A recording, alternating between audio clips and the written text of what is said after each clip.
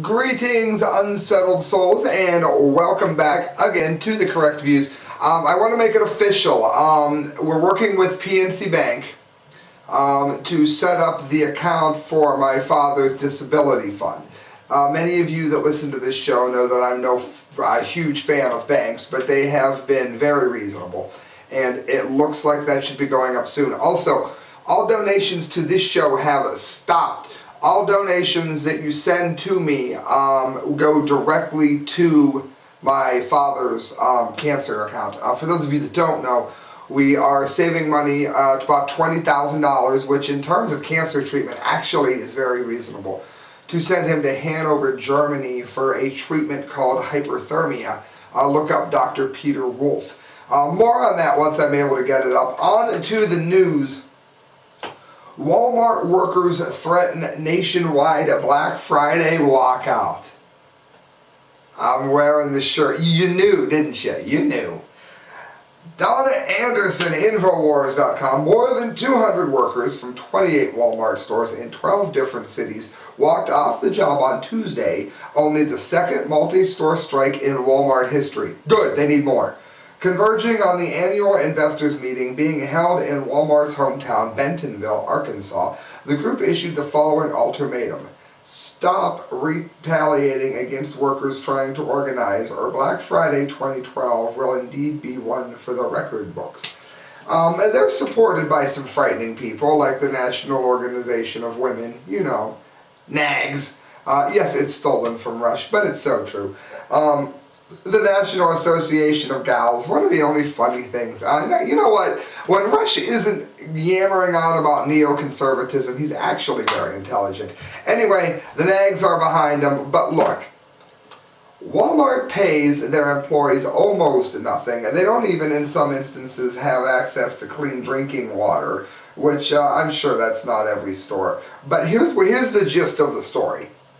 Walmart pays these employees so little that almost all of them are on food stamps or welfare or something like that. Well, what that has done is made it so that Walmart can pay almost nothing, knowing that Joe taxpayer, you and I, are going to end up paying the difference when we make sure that we pay into the charities and the taxes that become welfare.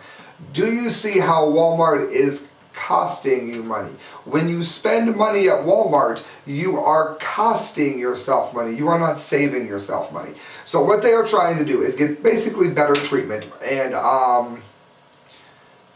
they're asking people not to shop on Black Friday. But this is the Correct Views, and I have a different take. I say it'll hurt Walmart more if you go in on Black Friday, but only choose the stores that have the strike going on. Now stay with me, because I hate Walmart, so I'm not sticking up for them. There's a point here. Go to Walmart, and ask, and make sure it's, again, a Walmart that is on strike, and ask as many questions from as many Walmart employees as you possibly can. Tie them up and make the strike that the people are doing even more noticeable, even more deadly, so to speak. Now, not real deadly, not some idiot. I mean, you know what I mean. And then when you leave, pick the longest line that you can find and buy a pack of bubble gum.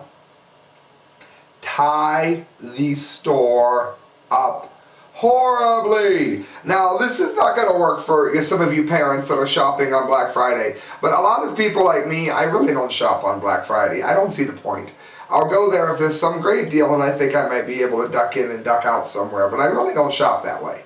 But I'll be going to Walmart if they strike near me, and I'm going to do exactly that. I'm going to ask questions and ask this and that, and then I'm going to wait in line and buy like a pack of bubble gum. God willing, I think that is the best way to put the screws to a company who has definitely put the screws to the United States. For those of you that don't know, real quick, among other things, do you want to know why when you buy an RCA unit at Walmart, and I don't know if it's really RCA, but a name brand unit at Walmart, and it dies right away, you want to know why that is?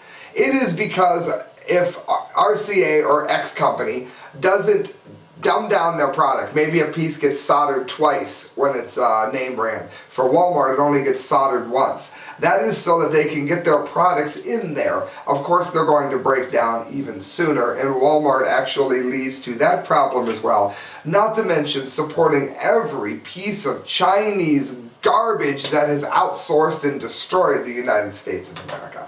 On to other news. Monsanto's Fading Grasp group calls on South Africa to ban GMO corn. This is from Infowars.com.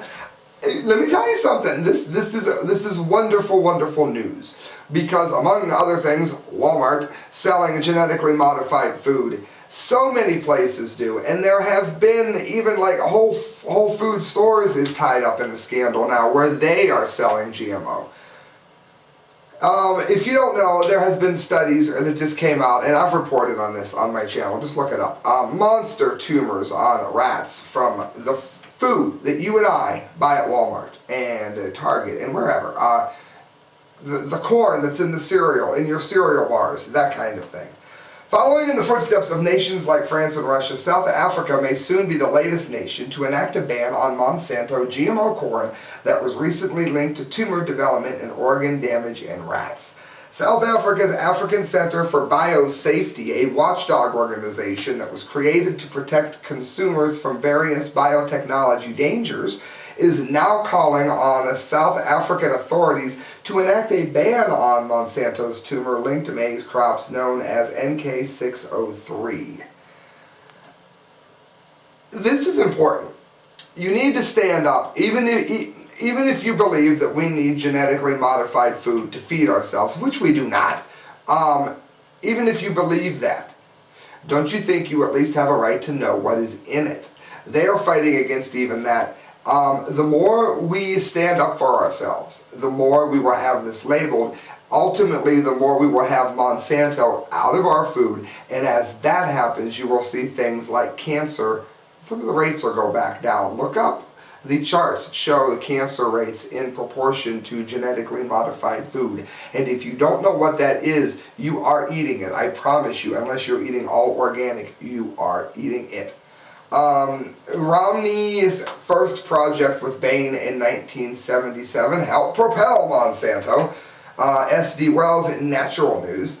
1 year before Mitt Romney began working on the Bain and Company project to build Monsanto and cast their new image and focus on agriculture biotechnology, Congress passed a bill banning a PCB, which is polychlorinated biphenyl, an odorless, tasteless, clear liquid known to cause cancer that has the bread and butter of Monsanto's profits. Monsanto was already branded and plagued with the label of having created the Agent Orange contaminated dioxins used in Vietnam. Now, I know a lot of people listen to The Correct Views and they don't know what the hell I just said. Monsanto is a company that made Agent Orange. Agent Orange was the orange fog-like thing that was used to hide soldiers getting in and out of helicopters and whatnot, to make it hard for them to shoot. It's very hard to shoot at somebody when they're in fog. Unfortunately, this was not fog. This was a carcinogen. This company makes Roundup weed killer, and a variant of that is grown in almost all of the food that you and I eat. Romney supported Monsanto. Why is that important? Because almost everybody in the Obama administration that has anything to do with food is from Monsanto. Once again proving that there is no difference between these two candidates. So what do? Do you not vote? No, that's a ridiculous idea. AllGov. Why are there only two candidates in the presidential debates? Last thing I want to get to this evening.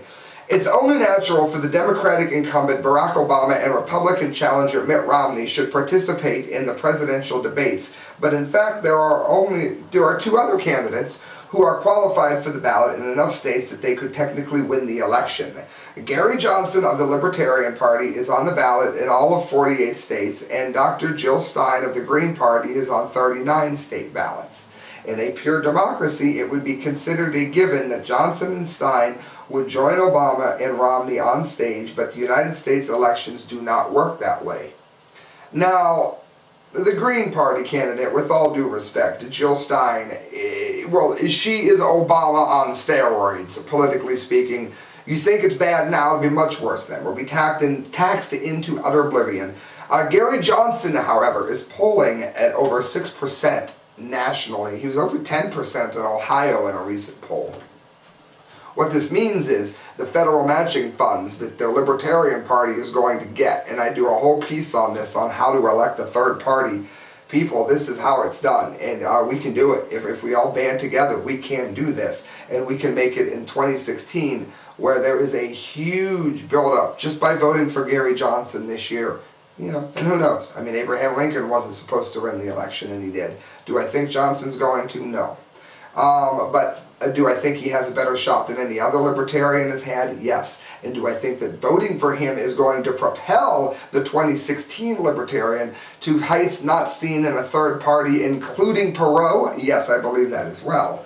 To qualify for the debates, candidates must have demonstrated a level of support of at least 15% on the national electorate, as determined by 5 selected national public opinion polling organizations, using the average of those organizations' most recent publicly reported results. Of course, it's almost impossible to earn the support of 15% of the electorate if you don't have regular access to network television or the debates themselves.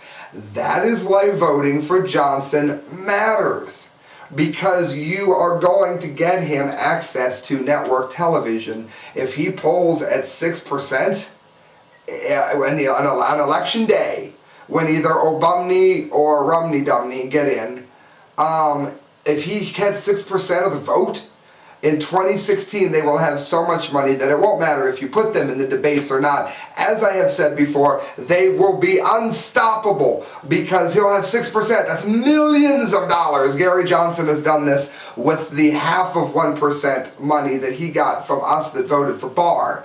This is huge, people. It is huge. For those of you that don't know what I was talking about, voting for Johnson now makes it so you may be hearing as much of the Libertarian candidate, third party candidate, in the 2016 elections as you are hearing about Obama and Romney now. You are listening to The Correct Views. Please donate. We are trying to literally save my father's life here.